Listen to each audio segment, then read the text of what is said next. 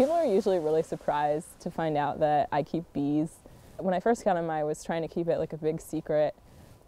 And then we told one of our neighbors. Pretty soon, people like all the way up the street were saying like, "Oh yeah, hey," like yelling at me from across the street, like, "How are your bees doing?"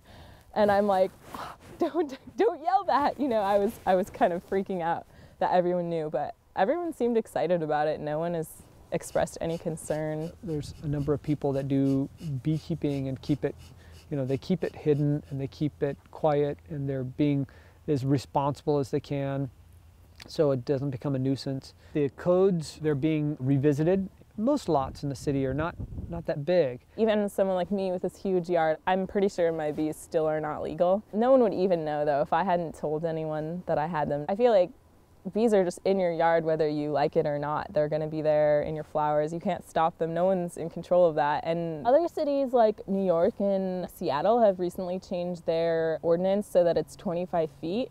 I feel that's a good number for urban beekeeping. I really like the idea of the craft of beekeeping and keeping them in the urban environment.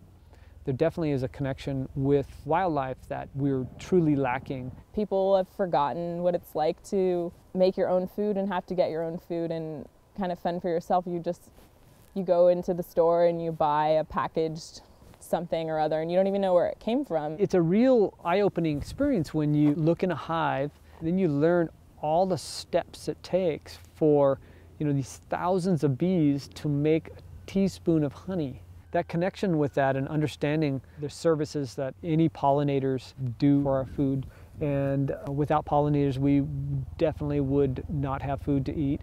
I didn't really think that much about like where my food came from or eating locally or the importance of any of that. When I was just thinking about getting into beekeeping, it seemed like this kind of impossible thing. It's just a connection with that knowledge of how to do it yourself again. Once you have that connection with where your food comes from, you start thinking about what goes into your food, and you start to see the whole cycle of life, and you're a part of it. There truly is an awakening of people and their connection with food. Bees are just one piece of it, along with chickens and ducks and goats and all the different types of foods we can do in an urban setting. I'm waiting for my neighbors to get chickens. I feel like they see my chickens and I'm hoping they'll get jealous and get their own. I wish that they would have a vegetable garden and get chickens and make that connection.